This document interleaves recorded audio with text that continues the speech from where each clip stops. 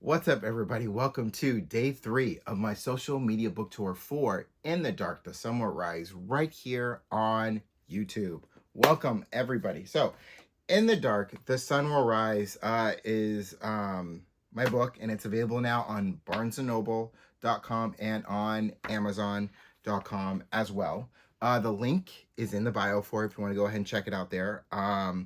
But I want to start off by just talking a little bit about the book, about In the Dark, The Sun Will Rise. Um, this story which was originally called Love and Racism back in 2005 when um, it got me back into writing, honestly. This was a story that got me back into writing. I just finished watching this movie called Crash, and this idea for, at the time, this idea for a story about a substitute teacher during Black History Month goes to a school and tells these kids a story about what happened in 1968 on the same day as Martin Luther King's assassination. And through the course of telling that story, it really teaches the kids of how they should treat each other and how they should treat the other kids versus how they were treating them before they heard the story. And originally, it was also, not only was it originally called Love and Racism, but it was also a screenplay. Backtrack a little bit more. When I was a kid, I really got into writing because of my dad, and my dad was no writer of any kind. He, how he got me into writing was he always wanted me to read books. He always wanted me to read every day, 7 o'clock in the evening, every day, get a book, sit down and read. He always wanted my reading to be better than his reading was. So I read every day, and each book that I read, he wanted me to challenge myself with the books that I was picking out.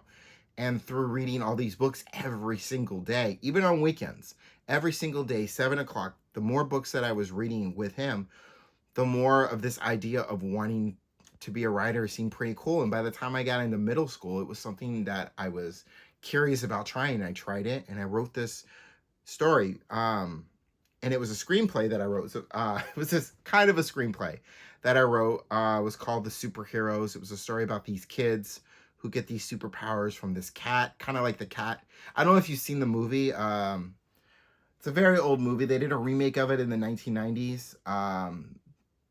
But the original, it was an original movie from like I think the 60s or the 70s. It was called The Cat from Outer Space.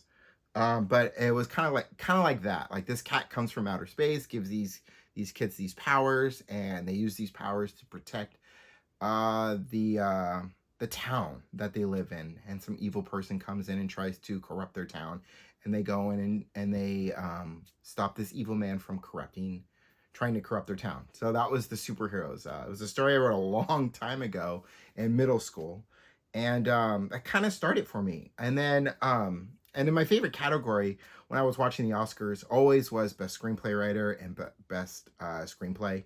And I always had this idea of writing these screenplays for actors and actresses to read these lines, read these words, these lines that I wrote, and hope and bring them to life. And I always thought that was so cool.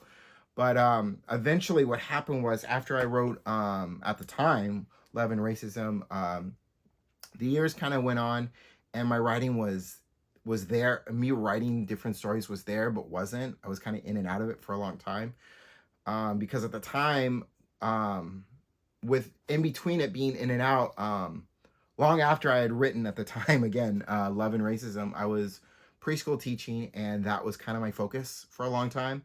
And then when right before my dad passed away, he would tell me, one of the last things he told me was this glow that I get from writing. And I kind of ignored it because I was kind of doing what people wanted me to do, which was to be a preschool teacher and be what people wanted me to be. I mean, I love working with kids. I loved it. It was incredible. But my real passion has always been writing, and that was something that I eventually really started to realize and admit to myself, out loud, in 2023. Anyway, so in 27 and 20 and between 2017 and 2020, I started looking back at all these stories that I had written that were screenplays and slowly started turning them into which would be eventually books. And the first one was Love and Racism. And I looked at that name, Love and Racism, and as I was rereading the story and editing out, taking out the part with the substitute teacher and just focusing it on about a story that takes place in 1968 in Los Angeles, California, involving 6 people whose lives are changed forever. I changed the name to the story based on how the story goes, and it's now what you see before you today, In the Dark the Sun Will Rise. So that's pretty much how it got to this point, and well, that's how it came to be what it pretty much came to be. And now it's a book, and I am very proud of this book. This is the first book that I put out. The second book, which is out now, is called A Walk Through London, and I will be doing a social media book tour for that as well at a later date. Keep your eye out for that. Anyway, back to In the Dark the Sun Will Rise.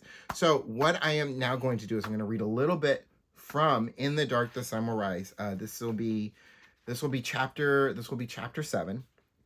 And in chapter 7, Martin, Malcolm, and Rosa, they had just come back from the store after Martin had forgotten to get toilet paper, and on their way to the store, they had heard about Martin Luther King Jr. being shot, and they're all still pretty shocked and saddened and angry by it.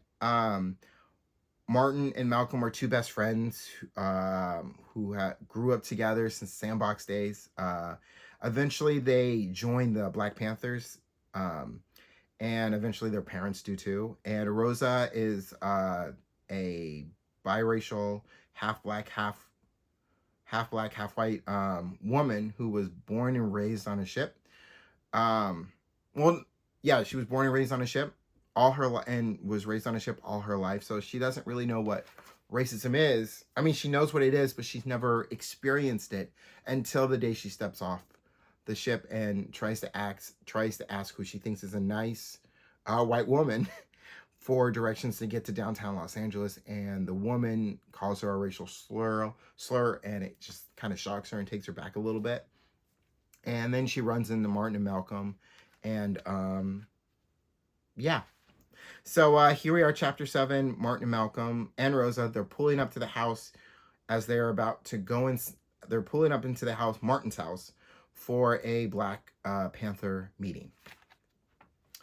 Martin pulls up to the house and sees his mother's car in the driveway as he parks on the side of the road. Rosa, very curious to see what she may see and hear in a Black Panther meeting, and Malcolm is hoping that they didn't miss much of the meeting. Martin reassures Malcolm that they wouldn't start without them. As they got out of the car, Malcolm notices a package on the doorstep. Malcolm asks Martin if he was expecting a package. Martin says he wasn't expecting a package. Before Martin, Malcolm, and Rosa could close the car doors behind them, suddenly there was a loud boom that took them by surprise and knocked them off their feet. Wood and glass from the house was raining all around them. Martin was the first to get up, and when he did, Martin saw that the house was gone. The people that were inside the house were gone. Martin asked if Malcolm and Rosa were okay, and they both answered that they were fine. When the blast happened, it knocked Martin against the car, with most of his body hurting from being pushed against the car. Martin goes and checks on Rosa. Rosa is sitting up and lets Martin know that she is fine. A little shaken up, but fine. Martin then goes to check on Malcolm, and he is already sitting up, catching his breath, wondering what the fuck just happened. Martin helps Malcolm up, and they go and check on the house. Rosa picks herself up from sitting against the car and walks towards the curb of the sidewalk and sits back down. Rosa, now sitting on the curb of the sidewalk, tells Martin and Malcolm to be careful as they check to see what is left of the house. Martin's home, his parents' home, was blown up. There were pieces of wood and glass all over of what was the front of the house. What the fuck was that all about? Martin asked as he couldn't believe what just happened. What just happened was everyone in that house for the meeting, your parents, my parents, they're all gone, Martin said as he was still in shock. A white truck drives up with the driver's side window down and stops in the middle of the street right where Martin's car is parked. A head pops out from the window, and it's Connor Mills. And that was a little bit from chapter 7 of In the Dark, the Sun Will Rise, which is available now on barnesandnoble.com and on Amazon. Link is in the bio. Go ahead and check it out. So I want to thank everyone for watching. For watching day 3 of my social media book tour for In the Dark, the Sun Will Rise. If you haven't yet, go ahead and hit that subscribe button. Go ahead and subscribe for to keep up to date for new episodes of my show. For my show, Storytime with the Anthony KT. There'll be a new episode up this Monday. Go ahead and check it out. Go ahead and check it out, as well as previous episodes. So go ahead and hit subscribe. Go ahead and hit that like button. Go ahead and leave a comment. Let me know what you thought of day 3 of my social media book tour. And I will see y'all on the next one. Peace, y'all.